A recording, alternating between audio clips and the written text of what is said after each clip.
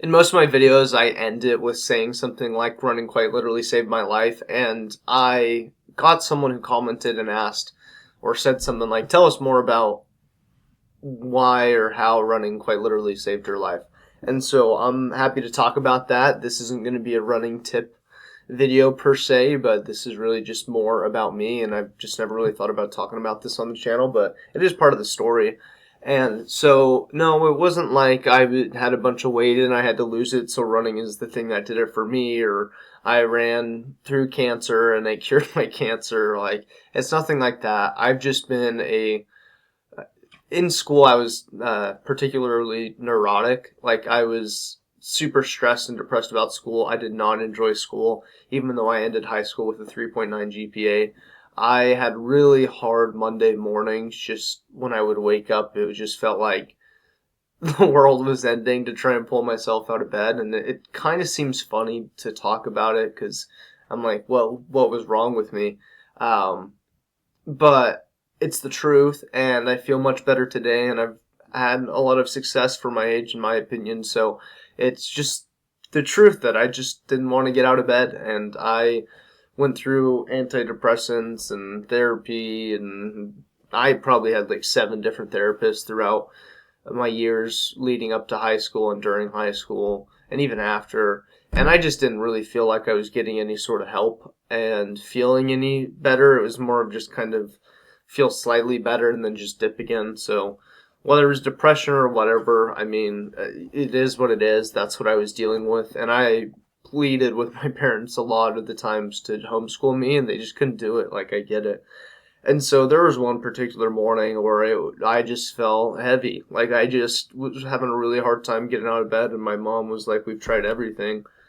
So we went to the hospital, and the conversation of suicidal ideation came up, and so I got hospitalized for a week, and I was with a bunch of other youth in this hospital, a couple hours away from where I live. So I spent a week there, and this is kind of where the turning point happened for me, which leads to running and how I got into it.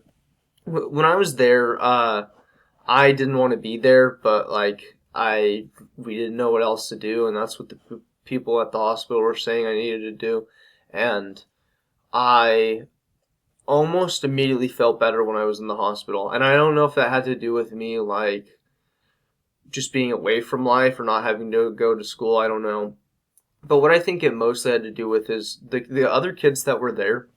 I'll tell you about some of them. One of them had like scars all the way up from his wrist to his elbow on both arms, and they were like thick scars. And I was like, oh, that's brutal. Like, I can't imagine what he's going through, right? And then I met this other kid who had been fostered homed to 7 different families, and he was like 16, 17, something like that. I was like, that's like terrible, right? Like, I could only imagine he probably feels like no one loves him. Maybe he's causing problems, but he's just a kid. Like, where are his parents, you know? And then I met this other kid, 13 years old at the time, that he showed us. He had a scar on his chest that was like, I don't know, this big, and he had stabbed himself. He had schizophrenia, and so he would do kind of a lot of weird, interesting stuff, just in the hospital with us. Like, he would just like try and shoot us with fireballs out of his finger, and it just like seemed like he was in a trance. It was very strange to me, and so I was there for a week, and I just remember a couple days in being like, holy shit, my life is not that bad. Like, get over it, Reese. Like, I've had to deal with plenty of things, but like, these were just different levels of grief and trauma or whatever you want to call it. And so I had this like therapy session while I was in there, and this guy was like, well, how are you feeling? And I was like, I feel great, man. I feel like I can tackle the world again. And he's like, I don't feel like you're telling me everything. I don't think you're telling me the truth. And I just like, I I felt kind of like a piece of shit for hating life so much when these kids were dealing with what they're dealing with. And I'm getting better at just acknowledging the things that I'm unhappy with or I'm bothered by.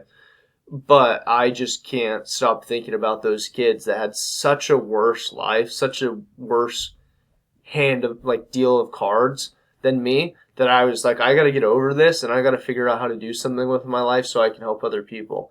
like help other people like that. And doesn't mean I'm necessarily going to become a nurse or a doctor or a psychiatrist, but I just knew in that moment, and this continued to develop, that if I became someone and I did something with my life and I grew and I learned how to grapple with my emotions, I would be able to impact people that were in those similar boats as those kids in the hospital. And so eventually I got out of the hospital and went back to school. My GPA had dropped from a 3.8 to a 1.0.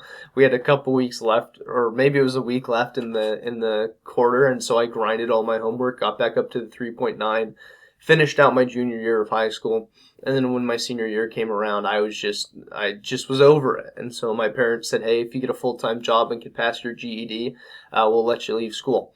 And so I did.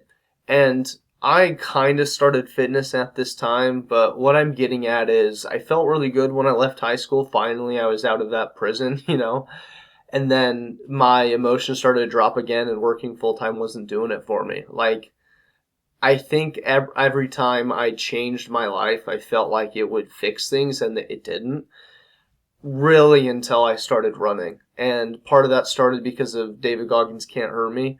That was a big part of it. It got me interested in ultras. But even before I started running ultras, fitness and running just seemed to be, it treated me very well. And I felt better. And I can't believe my doctors or therapists, at least I don't remember, they never recommended physical activity. Like, they never said, you should go for a run or stretch 30 minutes a day or get into the gym. It's just crazy to me. And so I started doing that on my own, and I started training for a 100-mile race, and I would bike to and from work a lot of the times. I'd lift weights. And as I started throwing myself into fitness and have that journey, I just started to feel better. And don't get me wrong, I deal with things every once in a while when it comes to like just feeling not great or stressed or anxious or whatever, but I feel like now I kind of have a little bit more resources to deal with it and cope with it. And I'm not like depressed, can't get myself out of bed. Now I can. Like, it doesn't weigh me down per se. I just, like, if I feel bad, I'm like, yeah, I feel bad. It's time to go for a run. That's the plan I had. I'm just much more disciplined. Or I don't feel great. I'm like, well, your job pays your bills. Like, let's get to it. Where I wasn't able to justify getting out of bed and going to school. And so I don't think every time I feel sad I go for a run. I'm not one of those people. I just have my schedule throughout the week. And if I'm not feeling great, I look forward to the next run that I'm going on, or I try and enjoy the moment at work. And all of that really truly came from running. Like, that's I learned was, one, being disciplined, being consistent, but two, sitting with your emotions, facing hard things, knowing that through the pain and suffering you become something and you experience a lot more growth and fulfillment. That all came from ultra running. And so when I am upset, or I'm mad about something at work, or when I'm just feeling particularly down, I'm pretty good at reminding myself that this is where you learn something and this is where you develop, because that's what the strategies I learned from ultra running. When you're 70 miles into a 100-mile race, like, that's just miserable. Like, you don't think you can go on, or you don't want to go on. And then if you can remind yourself, well, this is where the magic happens, most of the time magic happens at some point over those next 30 miles, even if it's just you finish the race and you're proud of yourself. So that's why running's so important to me. It's quite literally saved my life, because I think I wouldn't be here if I didn't have running or something to do with my time.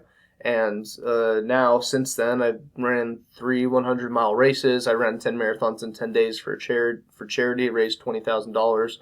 I ran a 1:18 half. I've set a course record at a 50-mile race, sub 3-hour marathon, if I didn't say that already. Like, I have a lot of achievements I'm proud of, and I think that saved me from a deep depressed life and potentially taking my own life. So that's the truth. That's why running matters to me. That's why it saved my life.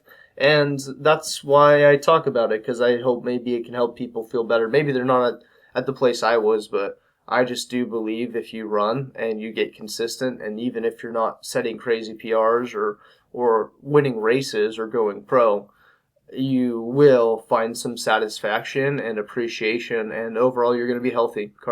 Cardio is good for you.